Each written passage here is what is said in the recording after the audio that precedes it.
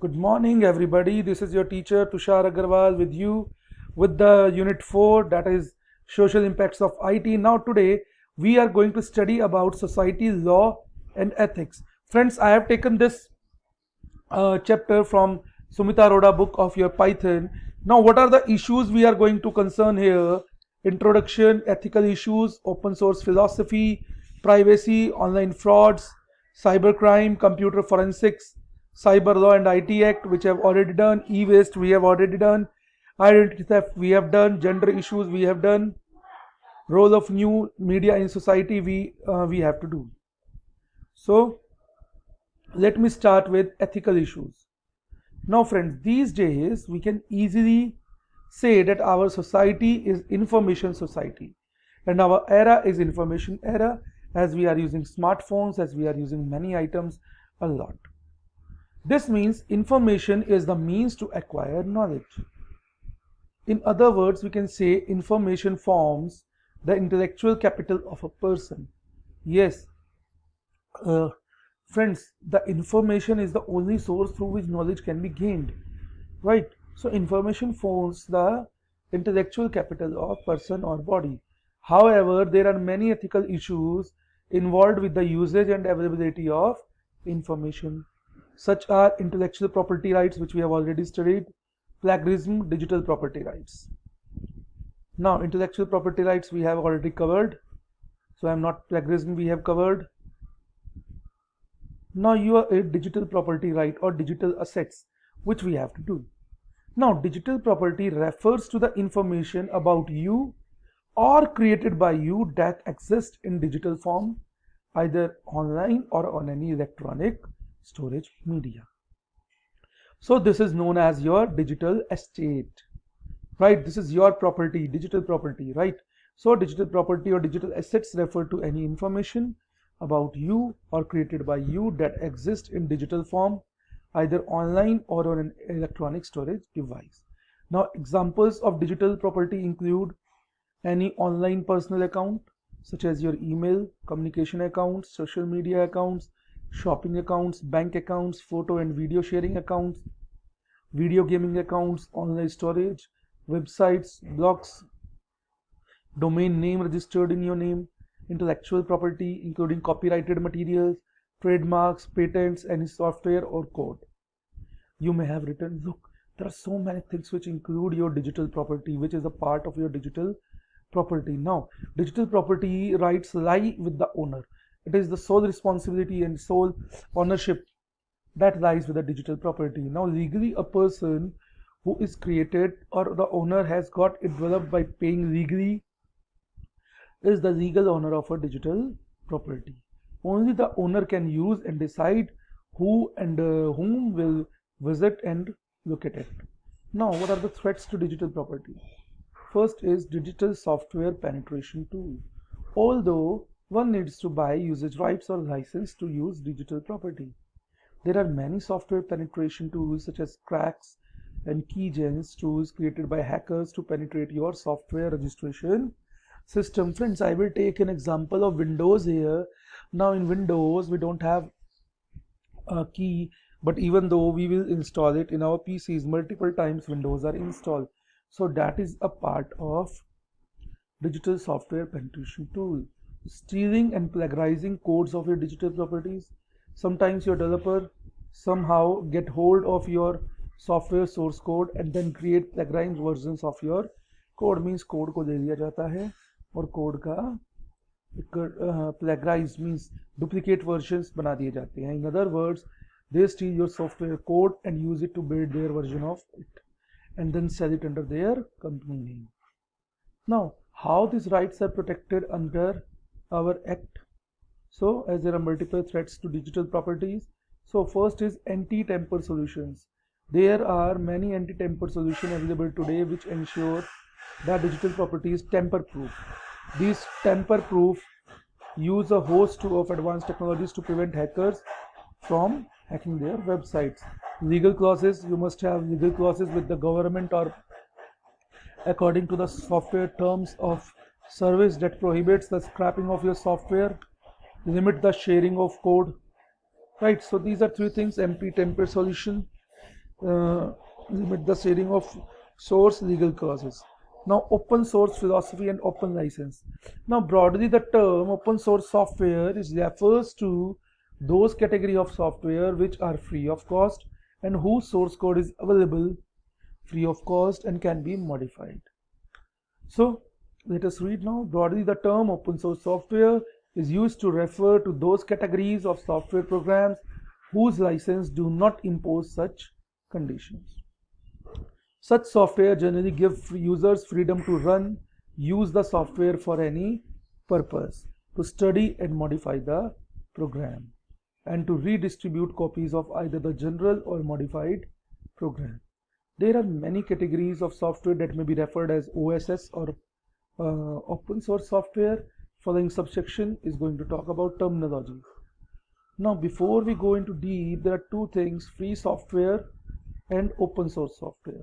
Now, free software is the software which is freely accessible and can be freely used, changed, improvised, copied, and distributed by all who wish to do, and at all no payments are required. Now, the definition of free software is published by Richard Stallman Free Software Foundation. Right? What it says: free software is a matter of liberty, not price. To understand the concept, you should think of free as in free speech, not in free beer. Means you can think of your free speaking something, not the free items. Now, coming to the open source. Open source, on the other hand, can be freely used, but it doesn't have to be free of charge.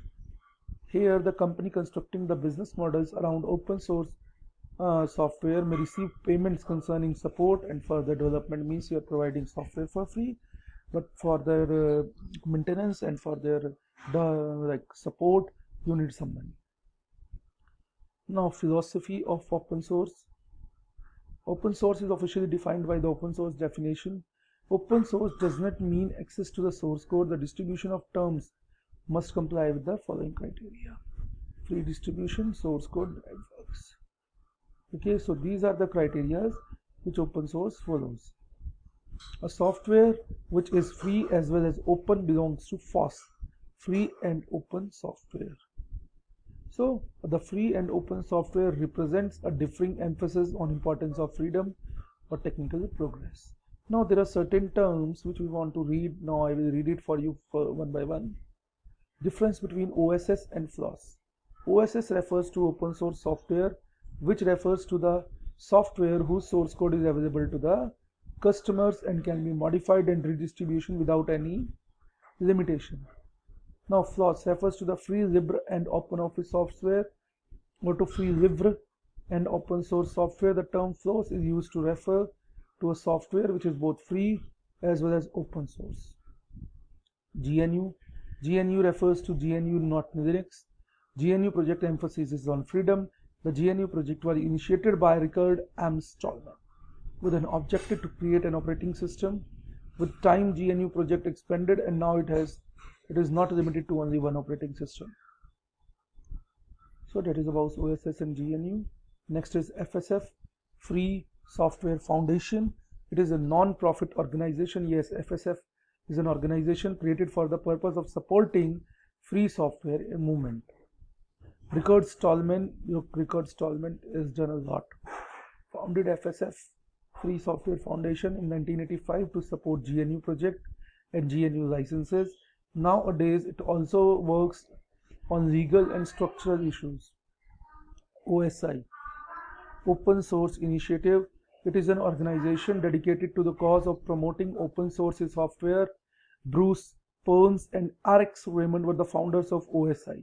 Now there is a model, Open System Interconnection Model also, which is the base of the networking, that was founded in 1998. OSI specifies the criteria for open source software and properly defines the term and specifications of open source software. Now freeware. The term freeware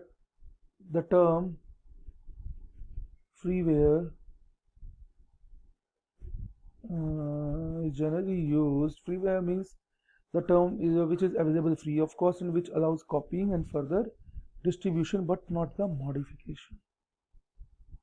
it means its source code is not available. So freeware should not be mistaken for open software or for free software. Freeware is distributed in binary form without any licensing fee. So W3C, World Wide Web Consortium. The W3C is responsible for producing the software standards for World Wide Web. The World Wide Web Consortium was created in October 1994 to get the World Wide Web to its full potential.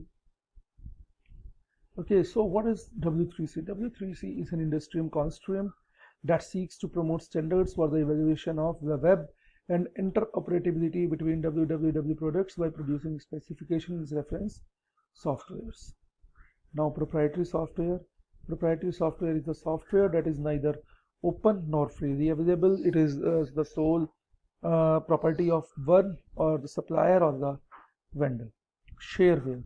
Shareware is a software which is made available with the right to distribute copies, but it is stipulated that if one intends to use the software after a certain period of time, then license should be paid. It is just like licensed things. The objective is to make the software available to try for as many users as possible. This is done in order to increase prospective users will to pay for the software. Like you are downloading the free softwares for a certain trial period, then you have to pay for them. So that is like they are software. Copylefted software is a software whose distribution terms ensure that all copies of the version carry more or less the same distribution terms. This means, for instance, that copyleft license generally disallow others to add additional requirements.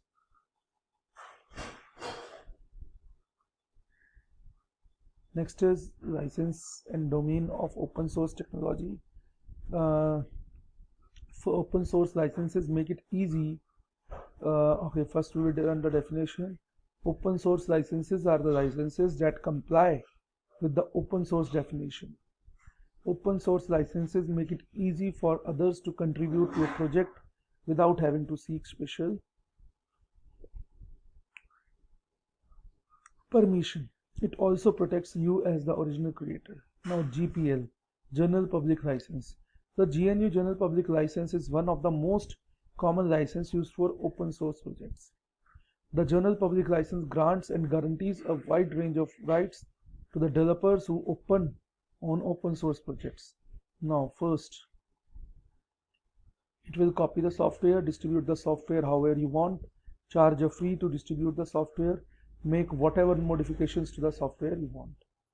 Means after purchasing, you can make as many as modifications you want. Lesser General Public License. It offers lesser rights to a work than standard GPL. The LGPL is used to license free software so that it can be incorporated in both free and proprietary software. BSD. Now BSD license is